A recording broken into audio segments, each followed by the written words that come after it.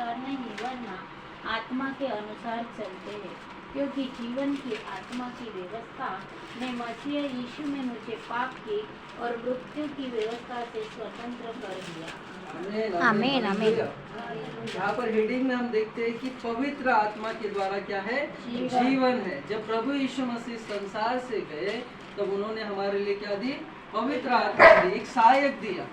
और हमें क्या करना है? उस सहायक को लेके चलना है। जब तक हम उस सहायक को अपने जीवन में नहीं लाएंगे तब तक हम पवित्रता का जीवन नहीं जी पाएंगे। तो पवित्र आत्मा का बपतिस्मा होना बहुत जरूरी है। जैसे हम पानी से बपतिस्मा लेते हैं वैसे ही हमारा पवित्र आत्मा का बपतिस्मा होना, आग का बपतिस्मा होना बहुत जरूरी है, ताकि हम क्या करें?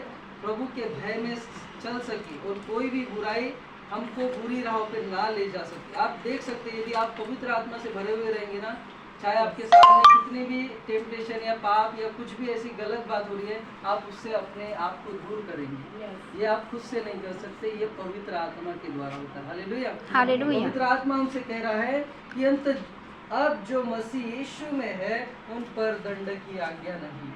हम सब विश्वासी, हम विश्वास करते हैं तो हम पर दंड की आज्ञा नहीं है। आप कभी ना सोचे कि मैं पापी हूँ, मुझे दंड मिलेगा, यदि मैंने कोई पाप किया है तो मुझे उसकी सजा मिलेगी। मेरे प्रियो, यदि आप विश्वास करते हो, पश्चाताप करते हो, क्षमा मांगते हो, तो प्रभु हमसे क्या कहता है? क्षमा देता है। अंत अब जो मसीह यीशु में है उन पर दंड की आज्ञा नहीं। यदि आप मसीह में हैं और चाहे आपसे कोई पाप भी हो जाता है मेरे प्रियो, तो प्रभु हमको क्षमा करता है, क्योंकि उसने कर दिया है। बस आपको विश्वास के द्वारा, पश्चाताप के द्वारा उस पाप पर क्या करना है? पर्दा डालना है। और पर्दा वो किस चीज का है? प्रभु के लहू का है। Hallelujah hallelujah. क्योंकि वे शरीर के अनुसार नहीं वरन आत्मा के अनुसार चलते। यहाँ पे क्या लिखा है? अंत अब जो मसीह यीशु में है उन पर दंड की आज्ञा नहीं है। क्यों नहीं है उन पर दंड की आज्ञा? आगे लिखता है क्योंकि वे शरीर के अनुसार नहीं वरन आत्मा के अनुसार चलते। Hallelujah hallelujah. आपसे पूछना चाहता हूँ, क्या आप पवित्र आत्मा के द्वारा चलते हैं? या क्या आप अपनी शारीरिक अभिलाषाओं को पूरा करते हैं? आप अपने आप को जांचिए। यदि बहुत बार होता है कि शैतान हमसे करवाता है, बहुत बार हम लोग कभी कभी कुछ चीज़ें होती है, टेम्पटेशन होती है, एक लालच होता है। आप समझ लीजिए, हमको पता है हमको थोड़ा सा खाना है, लेकिन बहुत बार लोगों के अंदर शैतान टेम्पटेशन डालता है कि इतना अच्छा खाना है, और खा और खा। और क्या हो जाता है? वो ज़्यादा खाने के कारण उनका पेट भी ज़्यादा भर जाता है, आलस आता है, और हम क्या होते हैं? प्रभु के वचन में, संगति में नहीं बैठ पाते। आपने बहुत बार नोटिस किया होगा ये चीज़ कि जब हम किसी भी चीज़ की अति करते हैं, प्रभु कहता है, और हम एक कहावत है, अति तित माती। इसलिए कभी अति ना करे और हमेशा क्या करे? हर चीज़ को एक लिमिट में करना चाहिए। लिमिट बोले तो जैसे आप खाना खा रहे हैं, आप जैसे आप कोई अच्छी चीज़ के बारे में बोल रहा हूँ, बुरी चीज़ के बारे में नहीं। अच्छी चीज़ कोई भी करते हो उसमें भी एक लिमिट होनी चाहिए। बहुत बार खाना अच्छा है, लेकिन अधिक खाने को ज़्यादा खा लोगे तो जहर बन जाता है। हालेलुया। खाना हमको ताकत भी देता है और हमको आलस भी देता है। जब आप ज़्यादा खाओगे खाना पचेगा नहीं, क्या होगा? सड़ेगा। क्या होगा? फिर पेट में एसिडिटी होगी, और फिर खराब हाजमा होने के कारण बुद्धि काम नहीं करेगी, शरीर पे ध्यान रहेगा, और हम क्या हो जाएंगे? एक लुस्त, एक आलसी व्यक्ति बन जाएंगे। प्रभु कहता है कि अपने शरीर को क्या करो? वश में लाओ। हालेलुया।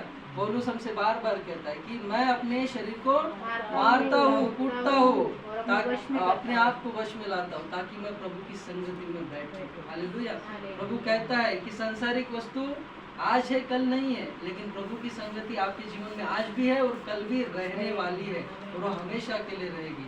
इसलिए हमें कहा किस चीज़ को महत्व देना है? प्रभु के वचन को, उसकी संगति को, उसके कार्य को। इसलिए प्रभु यहाँ से कहता है हमसे, अब जो मसीह में है उन पर दंड की आज्ञा नहीं, क्योंकि वे शरीर के अनुसार नहीं वरन आत्मा के अनुसार चलते हैं। हालेलुया। तो हम शरीर के अनुसार नहीं बल्कि आत्मा के अनुसार चलने वाले लोग हो। हम शरीर की लालसाओं को नहीं बल्कि आत्मा की लालसाओं को पूरा करने वाले हो। हालेलुया। क्योंकि जब शरीर, हमारा शरीर यहाँ पर आज नहीं कल इसको यहाँ की मिट्टी में क्या हो जाना है?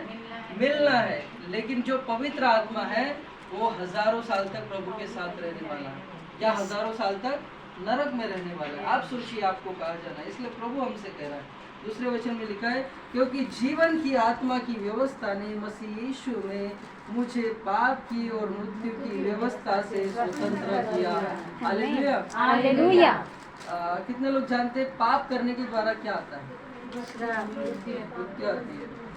पाप जब हम करते हैं, हम किस तरह से मृत्यु पाते हैं? कोई बता सकता है?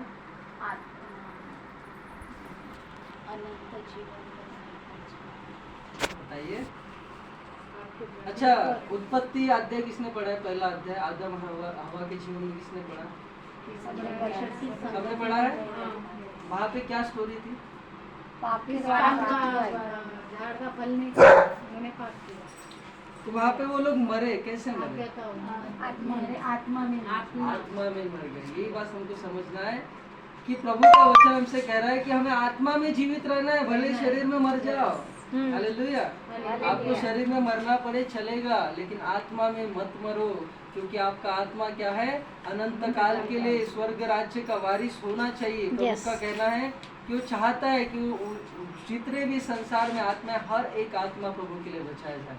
इसलिए जब हम इतना क्यों सुसमाचार सुनाते हैं, इतना क्यों प्रभु का वचन स्प्रेड हो रहा है, क्यों प्रभु यीशु मसीह को क्या जरूरत पड़ी थी कि लोगों को सुसमाचार सुना? वो चाहता था कि हर एक व्यक्ति मन फिराए और अपने आत्मा के लिए क्या करे? वो विश्वास करे और अपने आत्मा के बचाव के लिए वो मन फिराए, पाप से दूर रहे और प्रभु के हुजूरी में चले। वो शरीर की लालसाओं से हटकर आत्मा की लालसाओं को पूरा करे। हालेलुया। क्या आत्मा के 9 फल सब लोग जानते हैं?